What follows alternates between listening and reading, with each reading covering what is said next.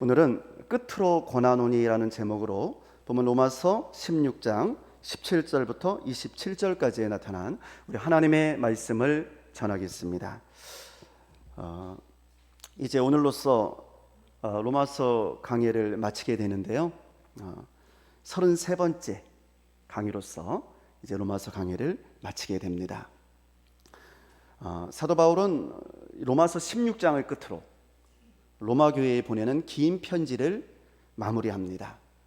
이 로마서는 1장부터 11장까지와 그리고 12장부터 16장까지로 나눌 수가 있었습니다.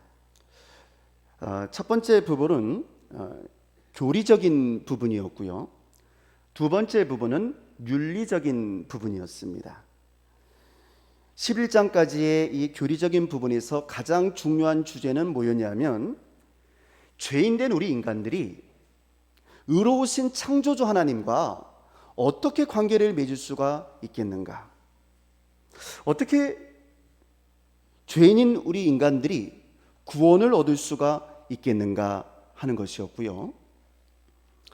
그에 대한 해답은 하나님의 아들 예수 그리스도를 믿음으로써 죄사함을 받고 의롭다함을 얻게 된다는 것이었습니다. 그러니까 우리의 의로서 구원을 얻게 되는 것이 아니라 하나님의 아들 예수 그리스도의 십자가 은혜로 말미암아서 우리가 죄사함을 받게 되고 구원을 얻게 된다는 것이었습니다. 할렐루야. 따라서 예수를 믿는 우리 모두는 이미 예수로 말미암아 죄사함을 받게 되었으며 하나님으로부터 의롭다함을 얻게 된 줄로 믿습니다. 자, 그러나 로마서는 거기서 끝나는 것이 아니었습니다. 이렇게 예수의 보혈로 죄사함을 받고 의롭다함을 얻게 되었으면 이제는 의롭다함을 얻은 예수님의 사람답게 거듭난 사람답게 살아드려야 한다는 거죠. 그러면 하나님 앞에서 어떻게 해야지 올바른 삶을 살 수 있을까? 어떻게 사는 것이 예수님의 사람답게 사는 것인가? 이 질문에 대한 윤리적인 해답들이 바로 12장부터 15장까지의 말씀이었던 것입니다. 자, 그리고 마지막으로 바울은 16장의 앞부분에서 그동안 자신과 함께했던 사랑하는 동역자들의 이름을 하나씩 불러가면서 그들의 노고를 치하하고 동역자들에게 감사하면서 그들에게 문안 드려줄 것을 부탁했던 것이죠. 자, 그런데 유독 오늘 이 16장의 결말 부분에서는요, 사도 바울이 단순한 문안 인사가 아니라 또 한 번의 권면을 하고 있어요. 다 끝났는데, 편지 다 썼는데 맨 마지막으로 다시 한 번 권면을 하고 있다 그 말이죠. 여러분, 우리가 일반적으로 결말 부분에서 다시 한번 권면을 할 때는요, 정말 강조하고 싶은 말, 꼭 기억해야만 하는 중요한 말을 하게 되지 않습니까? 이것만은 잊지 말아달라고 말이죠. 그러므로 오늘 본문 이 로마서 16장의 이 마지막 권면은 로마 교회의 교인들이 정말 잊어버려서는 안 되는, 사도 바울이 정말 강조하고 싶었던 마지막 권면의 말씀이었던 것입니다. 아주 중요한 말씀이었다는 거죠. 왜냐하면 그것은 로마 교회의 성공과 실패를 좌우할 만큼 그렇게 중요한 문제였기 때문입니다.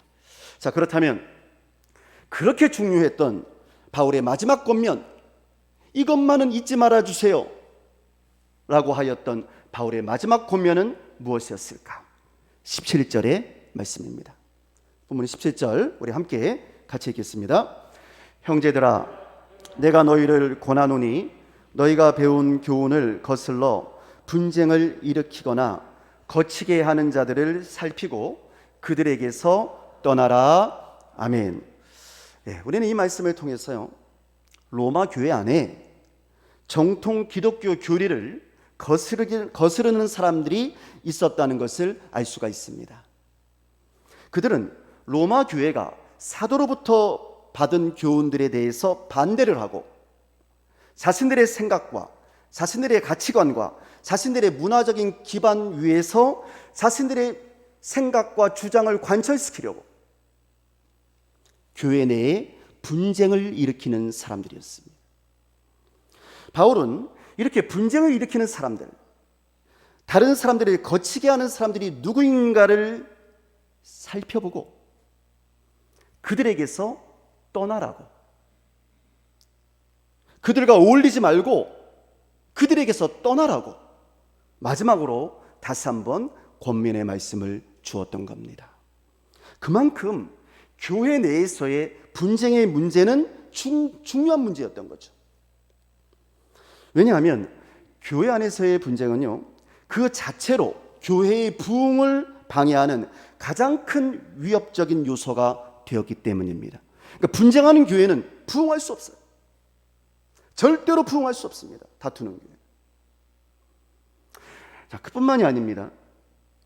교회에 분쟁이 생기게 되면요, 아예 교회가 교회로서의 그 선교적인 기능도 제대로 수행할 수가 없게 되기 때문입니다. 교회에 온 성원이 합력하여서 힘을 모아서 선교를 해도 선교는 그리 쉽지 않은 겁니다. 예수의 복음을 전하는 것이 그렇게 쉽지 않습니다. 힘을 모아야만 하는 것이죠. 자, 그런데 교회에 분열이 생겨서 교회의 구성원인 성도들 사이에 다툼이 일어나게 된다면 교회가 어떻게 그 교회의 선교적인 사명을 제대로 감당할 수가 있겠습니까? 여러분, 군대에 가면요, 제일 먼저 이제 신병 교육대에 이제 입소를 하게 되는데요. 신병 교육대에 입소해서 제일 먼저 배우는 게 뭐냐면 경례입니다. 일단 경례부터 배워요. 경례부터. 근데 경례를 붙이면서 뭐라고 말하냐면 충성이라고 경례를 합니다. 충성이라고. 자, 그런데요, 제가 강원도 전방 야전부대에서 근무를 했었는데요, 이 전방에 가니까요, 경례를 붙일 때 충성이 아니라 단결이라고 하는 거였습니다. 그러면 왜 전방부대에서는 충성이라고 경례를 하지 않고 단결이라고 경례를 하는 걸까요? 왜 전방부대에서는 충성이 아니라 단결을 구호로 외치는 걸까요? 그 이유는 분명합니다. 일단 전투가 벌어지면요, 전 부대원이 힘을 모아서 단결해야지만 그 전투에서 이길 수가 있기 때문입니다. 충성은요, 여러분, 충성은 기본입니다. 그래서 신병교육대에서 충성을 가르쳤던 거예요. 충성은 기본이에요. 근데 실제 전투가 벌어지는 전장에서는 단결된 힘이 있어야지만 전투에서 승리를 할 수가 있다는 거죠.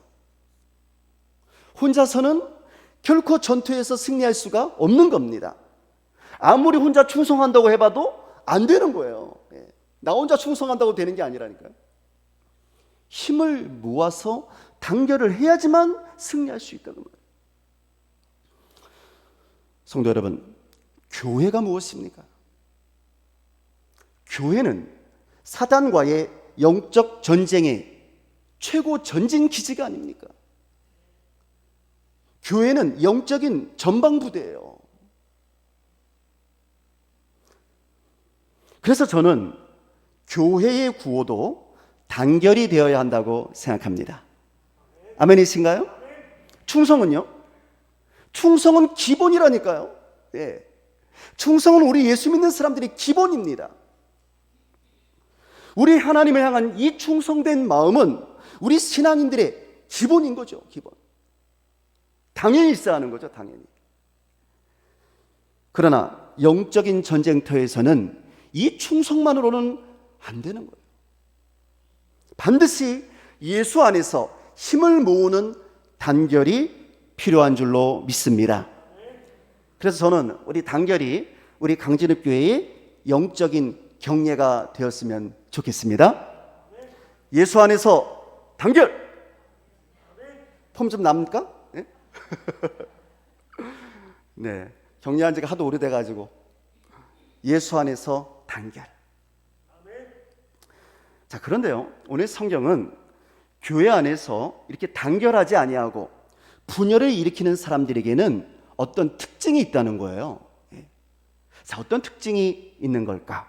18절 말씀입니다. 말씀을 잘 생각하면서 같이 읽겠습니다.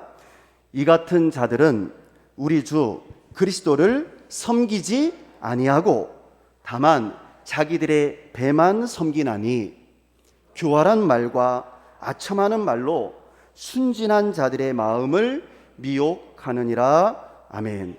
네, 교회 내에서 분열을 일으키는 사람들은요, 교회는 다니고 있지만 사실은 우리 주 예수 그리스도를 섬기지 않는 사람들이랍니다. 그들은 사실은 자기들의 배를 채우는 데만 관심이 있는 사람들이라는 거예요. 교회는 다니면서도.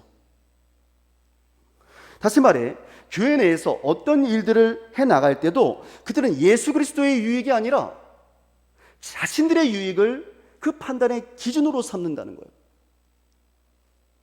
그러니까 자신들의 배를 섬기기 위해서 사심을 품는 거죠. 개인적인 욕심을. 교회를 다니면서도. 그러니까 이 일을 통해서 우리 예수님께 유익이 될 것인가? 이 일을 통해서 하나님께 영광이 될 것인가? 이 일이 예수를 올바로 섬기는 일인가? 이 일이 우리 교회에 유익이 되는 일인가? 아니, 이런 것들이 판단의 기준이 되는 것이 아니라 이 일을 통해서 내게 어떤 유익이 될 것인가? 이 일을 통해서 교회 안에서 나의 세력을 확장시키는데 이게 도움이 될 것인가? 그렇지 못할 것인가? 이런 개인적인 욕심들을 먼저 생각한다는 거예요. 그리고 이런 것들을 판단의 기준으로 삼는 사람들은요, 자신들의 목적을 이루기 위해서는 수단과 방법을 가리지 않는다는 겁니다. 그것을 사도 바울은 교활한 말과 아첨하는 말이다, 이렇게 표현했어요. 그러니까 사람을 미혹시키는 거예요. 교활한 말, 아주 간교한 말과 그리고 아첨하는 말, 듣기 좋은 말도 말이죠. 그렇게 사람을 미혹시키는 거예요. 이런 말들로 순진한 성도들을 속인다는 겁니다. 자, 그런데 다행스럽게도 이러한 로마 교회는 이러한 자들의 계략에 넘어가지를 않았습니다. 할렐루야. 로마 교회는 넘어가지를 않았어요. 로마 교회는 넉넉하게 이들의 공격을 막아내고 사도들의 복음에 전적으로 순종했습니다. 19절의 말씀이 그 말씀이에요. 19절 함께 같이 읽겠습니다. 너희의 순종함이 모든 사람에게 들리는지라.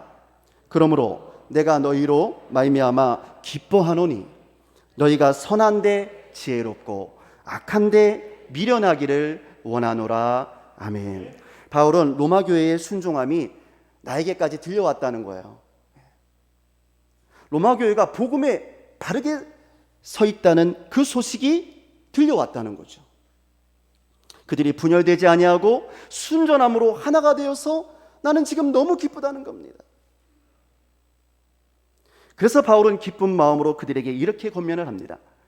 로마교회 성도 여러분, 선한 일에는 지혜로운 자들이 되시고 악한 일, 분열케 하는 그런 일들에 대해서는 미련해지시기를 바랍니다. 그렇습니다. 여러분, 하나님의 자녀들은 하나님이 기뻐하시는 선한 일을 할 때는 그 누구보다도 지혜롭고 용기 있고 재빠르게 움직여야 할 줄로 믿습니다. 다른 사람을 세워주고 화평케 하고 교회에 덕을 끼치는 일들에는 지혜롭고 아주 적극적이 되어야 하는 거예요.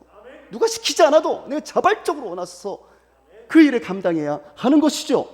누구의 영광을 위하여? 하나님의 영광을 위하여. 그러나 하나님이 싫어하시는 일들, 다툼을 일으키고 분열케 하는 일들에 대해서는 좀 어리석을 필요가 있습니다. 그런 일들에 대해서는 좀 미련할 필요가 있어요. 좀 둔해질 필요가 있다고 말이에요. 차라리 어리석다는 소리를 들을지언정 그런 일들에 대해서는 아예 가까이 하지 않는 것이 훨씬 좋은 줄로 믿습니다. 예전에 제가 제자 훈련을 할 때요, 교회의 다툼과 분열에 대한 이야기를 함께 나눈 적이 있습니다. 다른 사람에 대한 나쁜 이야기들이 험담들이죠. 그런 일들이 교회에서 얼마나 빨리 전파되는지에 대한 이야기를 우리가 나누고 있었는데요. 그때 어떤 여집사님이 저에게 이런 이야기를 했습니다. 목사님, 저는요 교회의 문제에 대해서 잘 몰라요. 제가 알았을 때는요 아마도 온 교인들이 다 알고 난 후일 거예요. 저는 젤로 소식이 늦는 것 같습니다. 목사님, 제가 좀 둔한 것 같아요. 저는 그 이야기를 듣고 난 이후에 오히려 그 집사님에게, 집사님은 참 복 있는 분이세요 라고 칭찬을 해드렸습니다. 복 있는 분이시라고. 왜냐하면 하나님이 싫어하시는 일, 분열케 하는 일, 남을 흉보는 일, 이런 일들에 대해서는 그냥 어리석어지는 것이, 아예 좀 둔해서 알지 못하는 것이 훨씬 더 복된 일이기 때문입니다. 여러분, 사탄이라는 말을 헬라어로는 디아볼로스라고 하는데요, 이 말은 디아라는 말하고 볼로스라는 말의 합성어입니다. 근데 이 디아는 가운데라는 뜻을 가지고 있어요. 가운데. 볼로스는요 던진다는 뜻을 가지고 있어요. 그러니까 디아볼로스, 그러니까 사탄의 뜻이 뭐냐면 가운데 던진다는 거예요. 가운데. 다시 말해 공동체의 가운데에 자꾸만 뭔가를 던져서 헤쳐놓고 이간질시키는 것이 사탄이 전문적으로 하는 일이다라는 거예요. 그러므로 형제와 형제 사이를, 자매와 자매 사이에 따뜻한 교제를 해치는 것은 사탄의 역사인 줄로 믿습니다. 우리는 이런 사탄의 도구가 되지 말아야 합니다. 우리를 하나 되게 하시는 평강의 하나님이 우리 가운데 거하셔서 우리 가운데 이 평화의 교제가 이루어져서, 이 사랑의 교제가 이루어져서 우리들의 교제를 통하여 주님의 영광이 나타날 수 있어야 할 줄로 믿습니다. 성도 여러분, 우리가 정말 하나님의 일을 잘 감당하는 것은요, 우리가 어떤 위대한 일들, 어떤 큰 일을 해내는 것이 아니에요. 우리가 얼마나 큰 일을 할 수 있겠어요? 정말 가장 중요한 것은요, 교회 안에서 성도의 교제를 잘하는 겁니다. 그게 하나님의 일을 하는 거예요. 성도의 교제가 잘 이루어지게 되면 그 교제 가운데서 못할 일이 없게 되는 거죠. 왜? 단결할 수 있으니까. 네? 힘을 모으게 되니까. 그래서 우리가 외우는 사도신경에도요, 여러분, 성도의 교제가 나오는 겁니다. 신앙 고백인 사도신경에도 성도의 교제가 나오거든요. 한번 외워볼까요? 사도행전의 후반부, 성령을 믿사오며부터 한번 같이 외워볼까요? 성령을 믿사오며 거룩한 공예와 성도가 서로 교통하는 것과 죄를 사하여 주시는 것과 몸이 다시 사는 것과 영원히 사는 것을 믿사옵나이다. 아멘. 성령을 믿사오며 거룩한 공예와 그 다음에 성도가 서로 교통하는 것과 죄를 사하여 주시는 것과 몸이 다시 사는 것과 영원히 사는 것을 믿사옵나이다. 이게 우리들의 신앙 고백이잖아요. 여러분, 우리는 성도의 교제를 믿는 것이 성령을 믿는 것, 거룩한 교회를 믿는 것, 죄의 용서를 받는 것, 몸의 부활과 영생을 믿는 것과 같은 수준에서 고백되고 있다는 사실을 알아요. 그만큼 성도의 교제는 우리의 신앙의 고백에서 매우 중요한 부분이 되고 있다는 겁니다. 그러므로 성도의 교제를 부인하거나 자기 혼자서도 얼마든지 예수를 잘 믿을 수 있다고 생각하는 것은 잘못된 생각입니다. 우리는 성도의 교제를 통해서 함께 나누며 서로 도와주고 힘을 모음으로써 온전한 교회를 이루어 나가는 줄로 믿습니다. 근데 하나님께서는요, 이렇게 성도의 교제를 나누는 우리를 홀로 내버려 두지 아니하시고 사단과의 전쟁에서 승리할 수 있도록 우리를 도와주신다고 약속하셨어요. 이 말씀이 20절 말씀이에요. 20절 말씀 같이 읽겠습니다. 평강의 하나님께서 속히 사탄을 너희 발 아래에서 상하게 하시리라. 우리 주 예수의 은혜가 너희에게 있을지어다. 아멘. 평강의 하나님께서 우리를 분역케 하는 사탄을 그냥 내버려 두지 않으신답니다. 사탄을 우리 그리스도인들의 발 아래, 교회의 발 아래에서 상하게 해 주신다고 약속하셨습니다. 그리고 그 약속은 우리 주 예수 그리스도를 통하여 우리에게 주시는 하나님의 은혜입니다.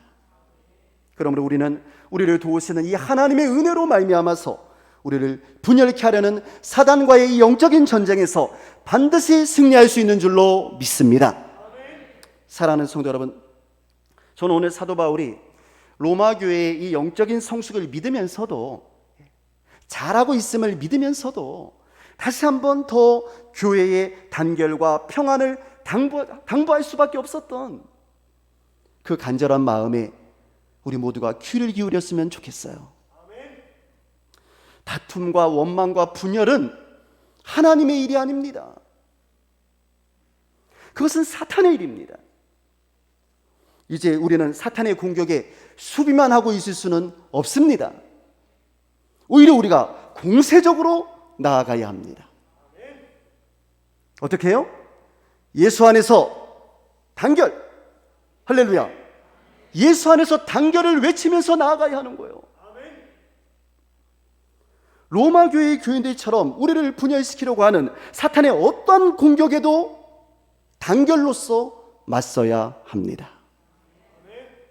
예수 그리스도의 은혜에 힘입어서 담대하게 사탄과 대적하며 화평케 하시는 예수 그리스도를 우리 안에 주인으로 모셔야 합니다.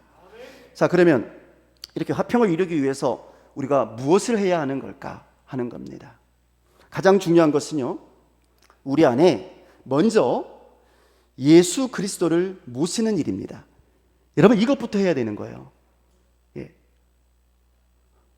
단결한다고 가서 밥만 먹을 게 아니고요, 진짜 중요한 건 뭐냐면 예수 그리스도를 내 안에 모시는 것부터 해야 된다, 그 말이에요. 왜냐하면 예수가 평화의 왕으로 오셨기 때문이죠. 예수님이 우리 안에 계실 때에만 평화가 이루어질 수 있기 때문이죠. 그러니까 내 안에 예수를 먼저 모시는 것이 먼저예요. 그게 중요한 거예요. 그 예수 그리스도가 우리의 주인이 되시고, 우리 가정의 주인이 되시고, 우리 교회의 주인이 되시는 것이 먼저인 줄로 믿습니다. 그런데 이렇게 예수를 우리의 주인으로 모시기 위해선 우리가 해야 할 일이 있습니다. 그것은 바로 지금까지 주인 노릇을 하고 있었던 나를 먼저 십자가 앞에 내려놓는 일입니다. 내가 내려줘야지만, 그래야지만 예수님이 주인 될 수 있거든요. 내가 죽어야지만 그때부터 내 안에서 예수께서 사실 수 있기 때문입니다. 내가 시퍼렇게 살아있으면 예수님이 내 안에서 주인 노릇을 할 수가 없어요. 내가 종이 되어서 섬기는 자가 되어야지만 예수께서 내 안에서 주인이 될 수가 있거든요. 그리고 이렇게 예수께서 우리 삶의 주인이 되시면요, 그때부터 어떤 일이 벌어지냐면 신비한 일이 벌어져요. 우리에게 다른 사람들의 소리가 들리기 시작합니다. 그들의 입장에 한번 서보고 싶은 마음이 생기게 돼요. 그러면 내가 먼저 손을 내밀게 됩니다. 내가 먼저 손을 내밀고 싶은 마음이 막 생겨나는 거예요. 내가 먼저 십자가를 지고 낮은 자리, 섬기는 자리에 서게 됩니다. 높은 자리에 서고 싶은 마음이 사라지고 낮은 자리, 십자가의 자리에 서고 싶은 마음이 생기는 거예요. 왜? 예수의 마음이 나를 지배하고 있으니까. 예수님이 그런 삶을 사셨잖아요. 예수가 십자가를 지셨잖아요. 예수가 고난을 당하셨잖아요. 그럼 바로 그때부터 예수 안에서 진정한 화해와 용서, 그리고 평화가 시작되게 되는 줄로 믿습니다. 그러니까 교회가 교회로서의 거룩한 사명을 감당할 수 있게 되는 것이고요, 건강한 교회로 진정한 부흥을 이루게 되는 거죠.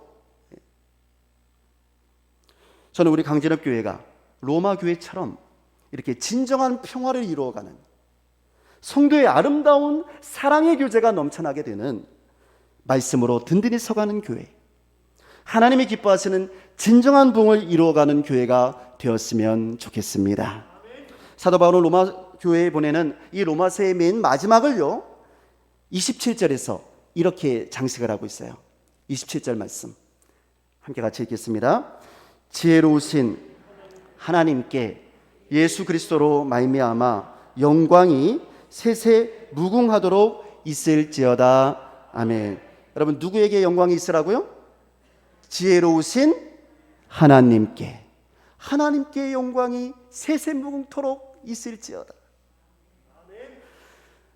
저는 이제 로마서 강해를 마치면서 사도 바울처럼 우리 강진을 교회의 모든 성도들이 예수 그리스도를 통하여 구원의 길을 열어주신 우리 아버지, 우리 창조주 하나님께 이 감사와 찬양과 영광을 올려드리기를 소망합니다. 오직 우리 하나님께만, 오직 예수 그리스도로 말미암은 그 영광이 세세 무궁토록 있게 되기를 주의 이름으로 축원합니다. 기도하겠습니다.